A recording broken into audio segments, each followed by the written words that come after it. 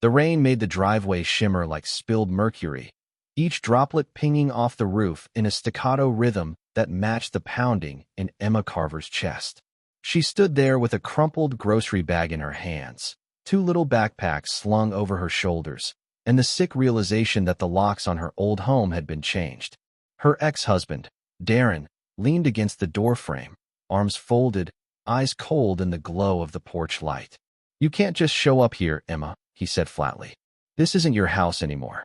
Emma glanced at the twins, Mia and Max, clinging to her legs, their eyes round and questioning. Max's thumb hovered near his mouth, a habit he'd been trying to break. Mia's fingers twisted in the hem of Emma's coat. Emma could feel the heat of their confusion, their small, trembling bodies pressing into her like anchors in a storm. "It's still their home," Emma replied, trying to keep her voice steady. "You said I could bring them here anytime." Darren's mouth curved in that half-smirk she used to mistake for charm. "Yeah, when you had a place to go back to afterward. You don't anymore, do you?" Emma's face burned. The apartment she'd been renting had been sold out from under her, one curt letter from the landlord and 30 days to leave. She'd been scrambling since, juggling her receptionist job, late-night packing, and endless calls to realtors who treated her like she was contagious because of her budget. Tonight, with the rain and the exhaustion, she'd thought maybe, just maybe, Darren would let her stay until she figured things out. But she should have known better. "I'll give you until tomorrow to figure it out," he said, his voice as casual as if he were discussing the weather. Then he shut the door. The lock clicked.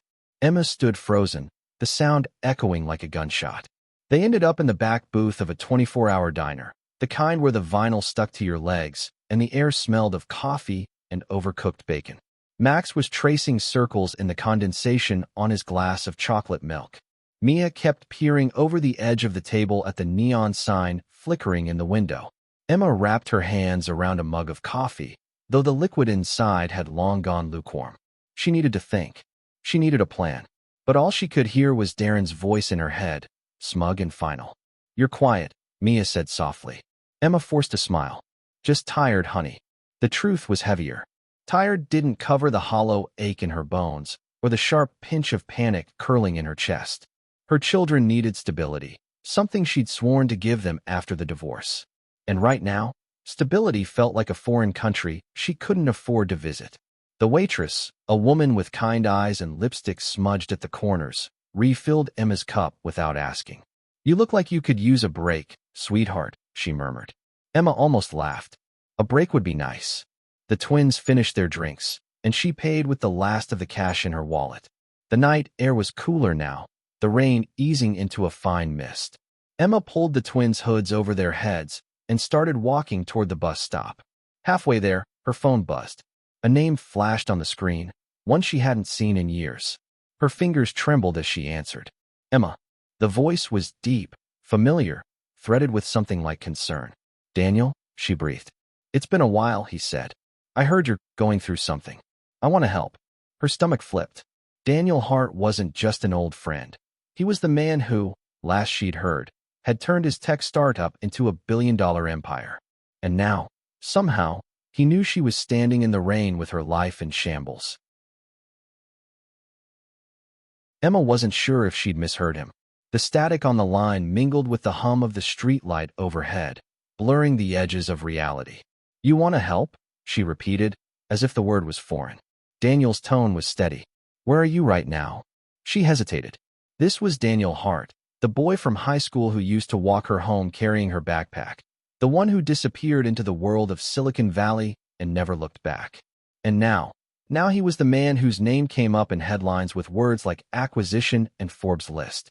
"I'm at a bus stop," she said finally, "with Mia and Max." There was a pause, then the sound of a sharp exhale. "Text me the location. I'll be there in 15. The SUV that pulled up was the kind you only saw in car commercials, sleek, black, and so polished it reflected the city lights like dark water. The driver's door opened, and there he was, Daniel, taller than she remembered, his once boyish face sharpened by years but softened again by the smile he gave her. "Emma," he said, and it was both a greeting and a sigh. The twins hung back, shy, until Daniel crouched down to their level. "You must be Mia and Max. I'm a friend of your mom's. You like hot chocolate." Max's eyes lit up. Mia nodded slowly. Within seconds, they were buckled into the back seat with blankets draped over their laps, the car humming quietly as it pulled away from the curb. The warmth of the leather seats seemed almost obscene after the diner's sticky booths. Emma stared out the window, the city blurring past. She wanted to ask him how he knew she was in trouble, why he'd shown up now, but the questions tangled in her throat. Daniel seemed to sense it. "I ran into Claire Marshall last week," he said. "She mentioned she saw you leaving your apartment with boxes. I called a few people. Then I got your number from your old work friend, Leah." Emma blinked. "You went through all that trouble? You were my friend, Emma. More than that, once." His gaze flicked toward her, then back to the road. "You think I'd just ignore it?"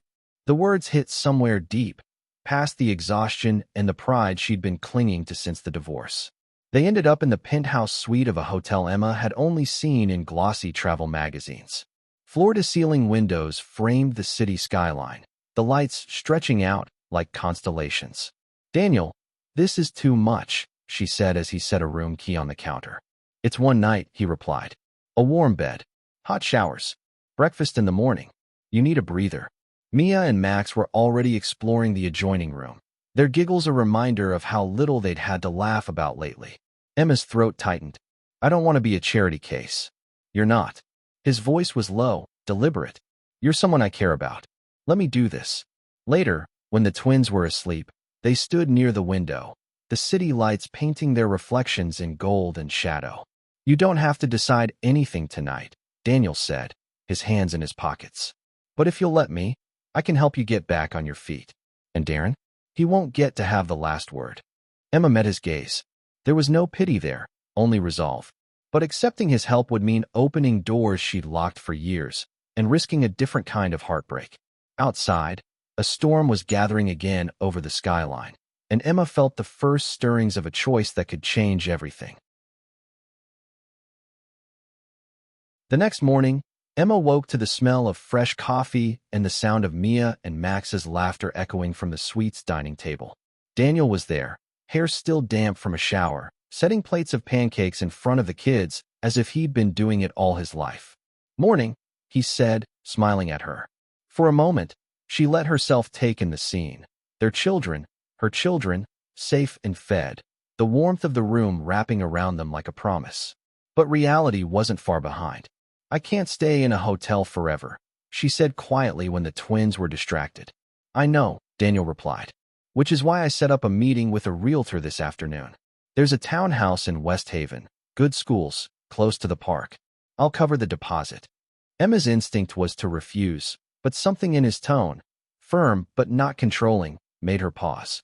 This wasn't about rescue. It was about rebuilding. They were still talking when the knock came. Sharp, impatient. When Emma opened the door, Darren was standing there, rain dripping from his jacket, his eyes darting past her into the suite. "So it's true," he said. "You've shacked up with a rich guy already." Emma's pulse pounded, but before she could speak, Daniel stepped forward, his presence filling the doorway. "You must be Darren," Daniel said evenly. Darren gave a short, incredulous laugh. "And you must be the guy buying your way into my kids' lives." "They're Emma's kids," Daniel corrected, his voice calm but edged with steel. "And she's the one making decisions here." Emma felt something shift inside her, a quiet, steadying strength. She stepped between them. "You don't get to come here and talk to me like that," she told Darren. "Not anymore. I've spent enough nights wondering how I'd keep a roof over their heads while you were too busy to care. Daniel's helping me because he respects me. That's more than I can say for you." Darren's smirk faltered. The silence stretched. The twins had peeked around the corner, their faces wary. Emma crouched and smiled at them. "It's okay," she said gently. "We're okay." When she straightened, Darren's shoulders had slumped, just slightly. "Fine," he muttered. "Do what you want." He turned and walked down the hall, the sound of his footsteps fading until only the soft hum of the suite remained. That afternoon, they visited the townhouse. The moment they stepped inside, Mia ran to the window seat, and Max discovered the tiny backyard. Emma walked through the quiet rooms, her fingers brushing along the walls. It wasn't the luxury of Daniel's world, but it was hers to shape, a place for stories and scraped knees and warm dinners. Daniel joined her in the kitchen, leaning against the counter. "You could make this work," he said. She nodded slowly. I think I could. Their eyes met, and for the first time in months, Emma didn't feel like she was standing on the edge of a cliff. She felt like she'd found solid ground. That night, after the kids were tucked into their new rooms, Emma stood at the window watching the city lights in the distance. Daniel came up beside her, his arm brushing hers. "Thank you," she said. He smiled, but there was a softness in his eyes. "You don't have to thank me, Emma. Just let me be here." For the first time since the door had slammed in her face, she believed that maybe, just maybe, her story wasn't ending. It was beginning again. If you liked it, subscribe to the channel and enjoy these other amazing stories.